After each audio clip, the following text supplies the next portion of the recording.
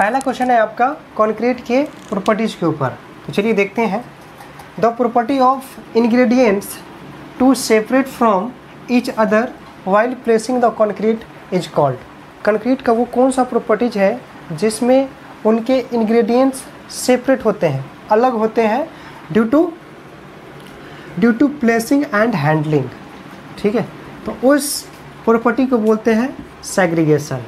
अब बात करते हैं इंग्रेडिएंट्स में कौन सा पार्ट आपका सेपरेट होते हैं। तो याद रखिएगा, cement paste and aggregate.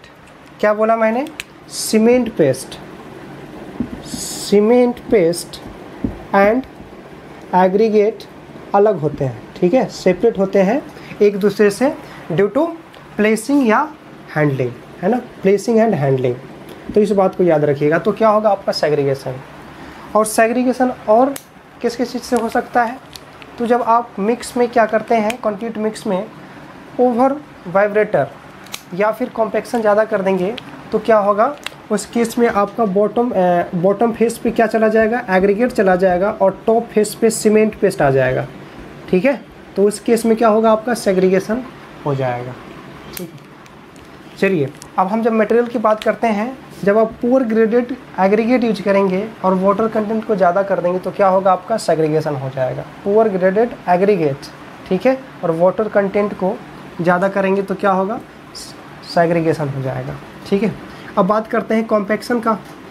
Compaction क्या होगा आपका, जब आपका कंक्रीट मिक्स में जो नॉर्मल एग्रीगेट्स होते हैं वो थोड़ा दूर दूर पे होता है। ठीक है, अगर इसमें एयर वाइड्स हैं, ठीक है, एयर वाइड्स हैं, तो जब हम क्या करेंगे, कॉम्पैक्शन करेंगे, मतलब कोई ना कोई लोड आएगा इसके ऊपर। ठीक है, कॉम्पैक्शन आपका बहुत तरह से होता है, टाइप होता है इसका, उस पर भी मत जाइए। जब कॉम्पैक्ट करेंगे तो क्या होगा, ये आपका एग्रीगेट जो होगा पास आएगा।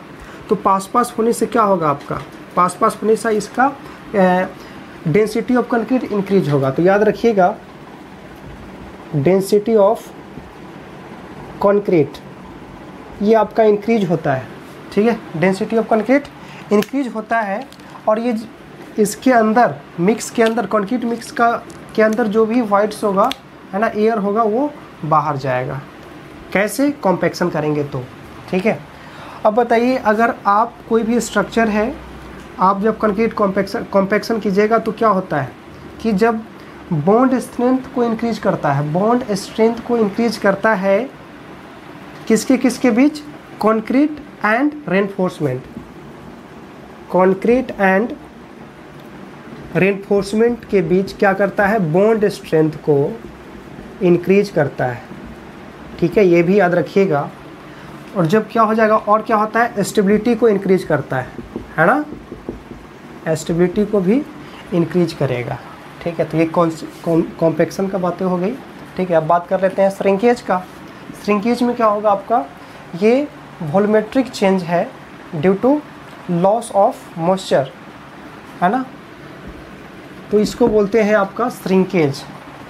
बल्किंग क्या बोलते हैं, बल्किंग किसको बोलते हैं, इसमें वॉल्यूम में इंक्रीज होता है due to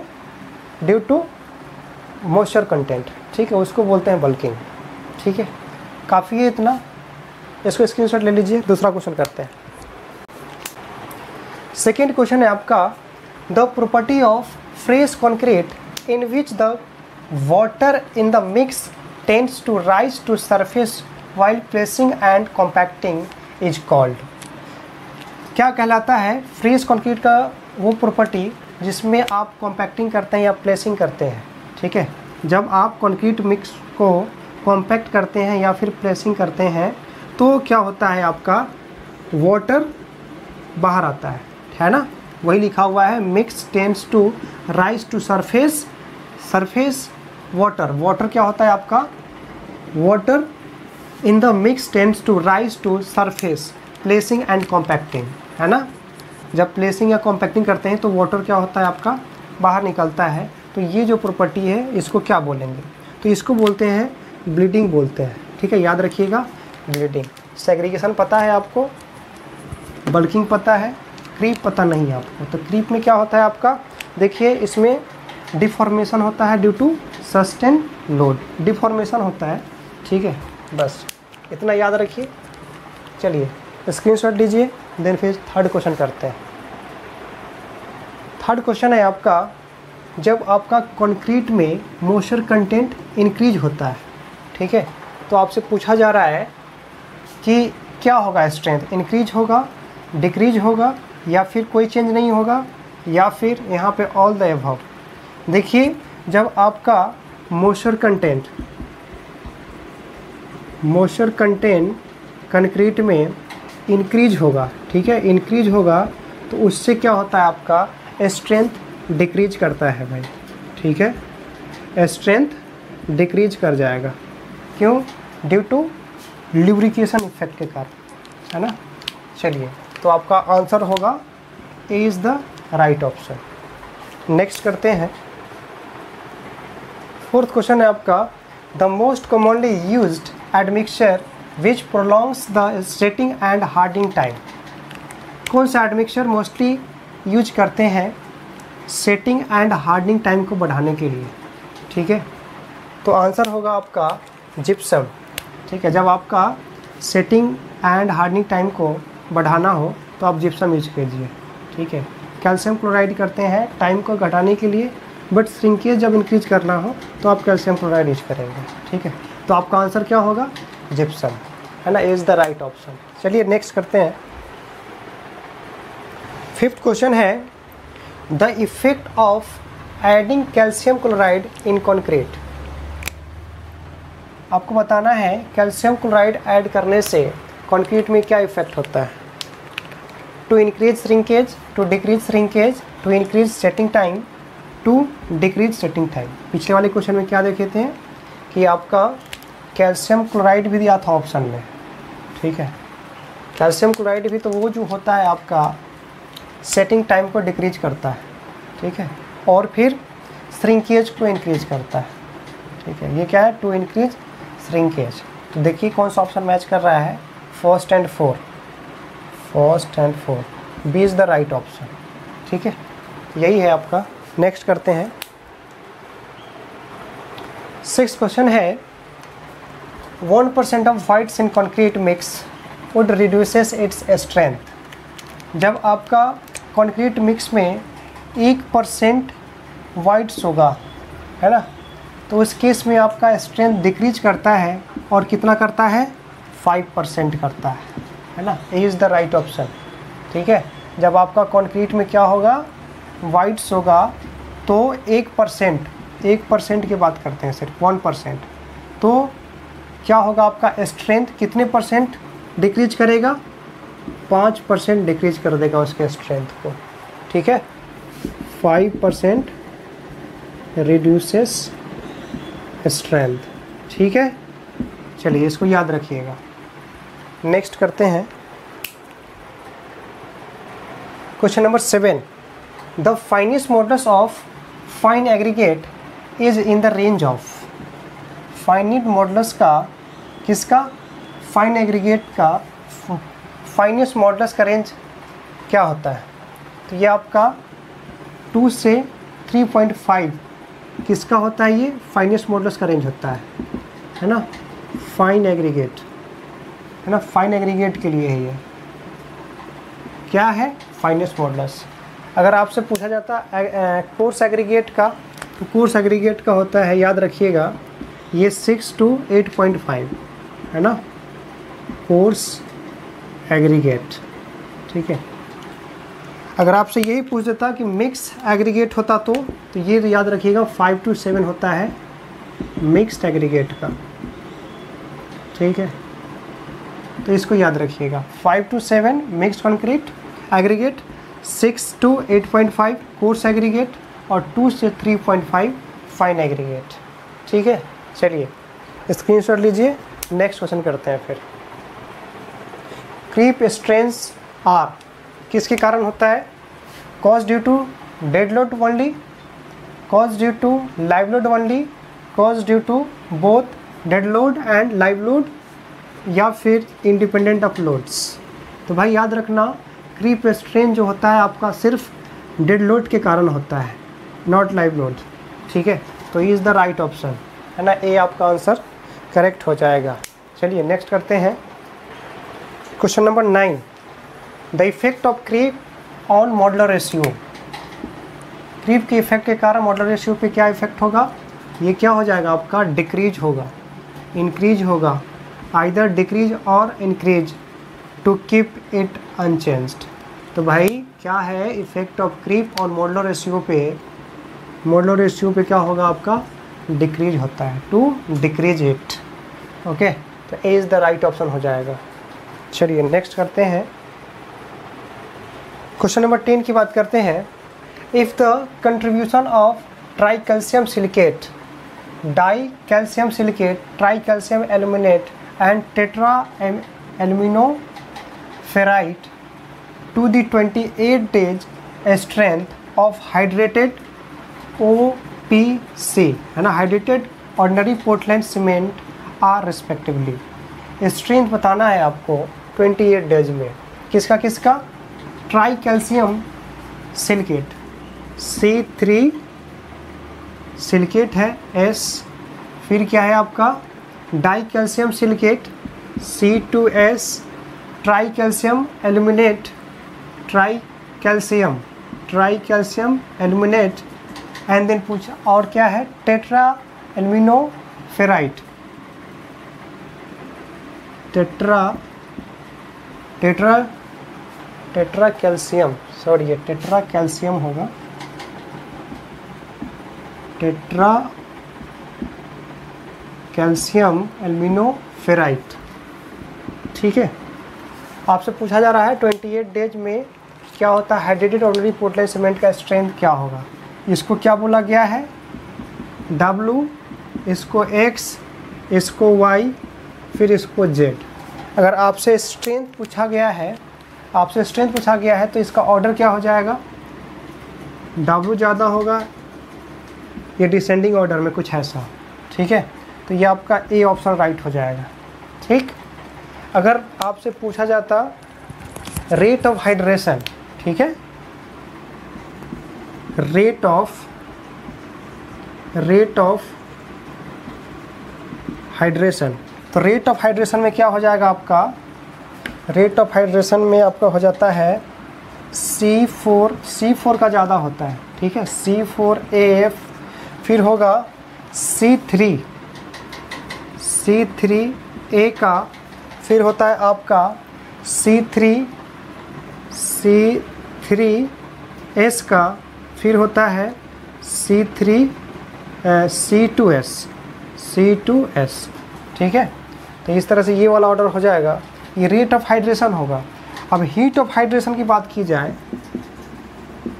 heat of hydration, तो हीट ऑफ हाइड्रेशन में आपका होता है सबसे ज़्यादा ट्राई कैल्शियम एल्यूमिनेट का, फिर होता है आपका C3S का, फिर होगा आपका इसका आ जाता है C3AF, फिर लास्ट में होगा आपका कौन सा बचा, C2S का। ठीक है, तो देखिए आपका क्या हो जाएगा, ऑप्शन तो ए मैच कर रहा है। जब स्ट्रेंथ पूछा जाए तो W ये डिसेंडिंग ऑर्डर में है, W greater than X greater than Y greater than Z। जब आपका रेट ऑफ हाइड्रेशन पूछा जाए तो C4AF का ज़्यादा होगा। ठीक है, फिर उससे कम C3A, फिर C3S, फिर C3S हो जाएगा, है ना, फिर C2S। बिल्कुल सही है, हीट ऑफ हाइड्रेशन में C3A, C3S, फिर C3AF, फिर क्या होगा C2S। ठीक है, तो इसको जो पूछा जाए उसके अकॉर्डिंग आंसर कर दीजिएगा। ठीक है, चलिए स्क्रीनशॉट लीजिए, काफ़ी इंपॉर्टेंट है ये। Question number 11, workability of concrete increased by increase water content, increasing the temperature, increasing the use of flaky and elongated aggregate. जब आपको वर्कबिलिटी ऑफ कंक्रीट के वर्कबिलिटी को इंक्रीज करना होगा तो क्या करेंगे, वाटर कंटेंट को इंक्रीज कर दीजिए, है ना, ये बिल्कुल सही है। वाटर कंटेंट जब बढ़ाएंगे तो वर्कबिलिटी अच्छा होगा। ठीक है, जब टेम्परेचर को इंक्रीज करेंगे तो उस केस में भी क्या होगा, आपका वर्कबिलिटी अच्छा होगा। क्यों, देखिए अगर वाटर कंटेंट ज़्यादा होगा तो क्या होगा, फ्लो की एबिलिटी होगी, फ्लो एबिलिटी होगा तो क्या होगा, अच्छा वर्केबल होगा, ठीक है। वैसे ही टेम्परेचर होने से क्या होता है, पार्टिकल्स जो मॉलिक्यूल्स होते हैं जो भी होगा एग्रीगेट है ना, सैंड सीमेंट, उसका पार्टिकल्स अलग अलग होगा और उससे आपको क्या होगा, ईजिली वर्केबल होगा, ठीक है। तो ये बी भी ऑप्शन सही है, टेम्परेचर बढ़ाएंगे तो वर्केबिलिटी आपको इंक्रीज होगा, ठीक है। Increasing the use of flaky and elongated aggregate, नहीं, flaky and elongated aggregate use करेंगे तो न ये वर्केबिलिटी अच्छा देगा और न ही स्ट्रेंथ प्रोवाइड अच्छा करेगा, न स्ट्रेंथ देगा ये, ठीक है। अगर आपको क्या करना है, वर्केबिलिटी इंक्रीज करना है तो आप राउंडेड यूज कर लीजिए, ठीक है। राउंडेड यूज कर लेंगे तो इस आपसे क्या होगा, ये आपका वर्केबिलिटी इंक्रीज हो जाएगा, ठीक है। चलिए, यही आपको पूछा जाता। देखिए, वर्केबिलिटी अगर इंक्रीज करना हो तो क्या करेंगे आप, वाटर कंटेंट को इंक्रीज करेंगे, टेम्परेचर को बढ़ा दीजिएगा, ठीक है। अगर ये आपको एग्रीगेट कौन सा यूज करेंगे, राउंडेड यूज करेंगे तो आपको क्या हो जाएगा, इससे आपका वर्केबिलिटी इंक्रीज हो जाएगा, ठीक है। चलिए, question number 12, the load carrying capacity of helically reinforced column as compared to that of a tight column is about। आपको ये बताना है कि लोड कैरिंग कैपेसिटी कितना होता है, मतलब helically reinforced concrete as compare to tied column, ठीक है। 5% लेस, 10% लेस, 5% मोर, 10% मोर, ठीक है। तो पहले जानते हैं, देखिए हेलिकली रेनफोर्स्ड कॉलम क्या होता है। इसमें आपका जो रेनफोर्समेंट कुछ ऐसा प्रोवाइड करते हैं, सर्कुलर है ना, सर्कुलर आपका कॉलम है तो कुछ इस तरह से ऊपर होगा, ठीक है। ये कॉलम है, सर्कुलर कॉलम है ये। इसमें रेनफोर्समेंट जो यूज करते हैं आप, नॉर्मली करते क्या है, एक तो लॉन्गिट्यूडनल होता है आपका, है ना, मिनिमम 6 यूज कर लीजिएगा आप, ठीक है। हेलिकली रेनफोर्समेंट मतलब क्या, कुछ ऐसा रेनफोर्समेंट प्रोवाइड करते हैं, ठीक है, ठीक है, चारों तरफ हो जाएगा इस तरह से। इसी को क्या बोलते हैं, हेलिकली रेनफोर्स्ड, ठीक है। इसको क्या बोलते हैं, हेलिकली रेनफोर्स्ड कॉलम, ठीक है। और इसके बीच में जो होगा आपका, इसको ये जो डिस्टेंस होता है इसको बोलते हैं पिच बोलते हैं, ठीक। ये आपका हेलिकली रेनफोर्स्ड कॉलम है, ये आपका यही रेनफोर्समेंट है, क्या, हेलिकली रेनफोर्स्ड। और ये आपका लॉन्गिट्यूडनल स्ट्रेस है, ये रेनफोर्समेंट है, ये आपका लॉन्गिट्यूडनल है, ठीक है। तो ये आपका कौन सा कॉलम है, हेलिकली रेनफोर्स्ड कंक्रीट, जो आपका ये इसके कंपेयर में, किसके कंपेयर में, टाइट कॉलम। टाइट कॉलम कैसा होता है, जो नॉर्मल आपका कॉलम होगा इस तरह से, ठीक है। ये मान लीजिए ये सर्कुलर है, ठीक है, ये सर्कुलर कॉलम की बात करते हैं तो मिनिमम 6 आप यूज कर लीजिएगा, ठीक है। नंबर ऑफ क्या बोलते हैं, लॉन्गिट्यूडनल रेनफोर्समेंट। और इसमें क्या है, हेलिकली रेनफोर्स्ड है ना, आप इस तरह से यूज कीजिएगा। ये जो अगर नॉर्मली कुछ ऐसा होता है,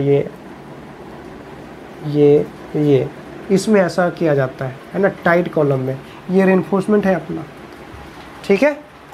तो यही है। तो इसके कंपेयर में जो होगा आपका, किसकी बात करिए, लोड कैरिंग कैपेसिटी, ठीक है, लोड कैरिंग कैपेसिटी, तो इसका ज़्यादा होता है। कितना ज़्यादा होता है, 5% ज़्यादा होता है। कितना ज़्यादा होता है, 5% स्ट्रेंथ ज़्यादा होता है। और ये क्यों प्रोवाइड करते हैं हेलिकली रेनफोर्स्ड, क्योंकि ये बकलिंग स्ट्रेंथ को इंक्रीज करता है, ठीक है। क्या करता है, बकलिंग स्ट्रेंथ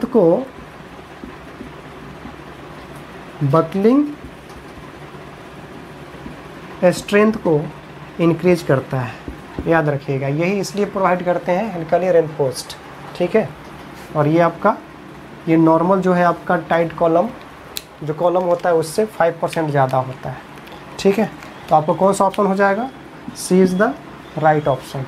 चलिए स्क्रीनशॉट लीजिए, फिर नेक्स्ट करते हैं। Question number 13, pick up the correct statement from the following. ये स्टेटमेंट है, आपको इसमें कौन करेक्ट है उसको मार्क करना है, ठीक है।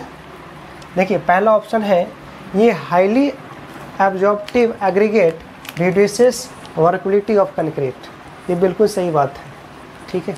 अगर आपका एग्रीगेट एब्जॉर्ब करेगा, वाटर को ज़्यादा एब्जॉर्ब करेगा, हाईली एब्जॉर्प्टिव होगा, तो क्या होगा, आपका वाटर कम हो जाएगा मिक्सचर में, और उससे क्या होगा, आपका वर्केबिलिटी कम जाएगा। वर्केबिलिटी इंक्रीज़ करने के लिए क्या करते हैं, वाटर कंटेंट को इंक्रीज़ किया जाता है, ठीक है। और वाटर क्वांटिटी जो भी देंगे आप मिक्स में, कंक्रीट मिक्स में, अगर वो कम हो जाएगा, एग्रीगेट एब्जॉर्ब कर लेगा, तो क्या होगा, क्वांटिटी ऑफ वाटर कम हो जाएगा। अगर क्वांटिटी ऑफ वाटर कम हो जाएगा तो क्या होगा, आपका वर्केबिलिटी ऑफ कंक्रीट कम हो जाएगा। तो ये बिल्कुल सही है ये, ठीक है। The specific gravity of aggregate is important for determination of moisture content. ये भी सही है ना। स्पेसिफिक ग्रेविटी एग्रीगेट का चाहिए, specific gravity of aggregate is important for determination of moisture content, ठीक है, ये भी सही है। The absorption and porosity of an aggregate influences the porosity of the aggregate, ये भी सही है। मतलब ये तीनों सही है आपका। तो जो आंसर होगा आपका डी आंसर हो जाएगा, ऑल द अबव, ठीक है। चलिए question number 14। Question number 14, the water cement ratio is generally expressed in volume of water required पर, ठीक है। वाटर सीमेंट रेशियो को एक्सप्रेस करने के लिए by weight volume of water कितना लेते हैं, है ना, वाटर रिक्वायर्ड पर 50 kg लेते हैं, है ना।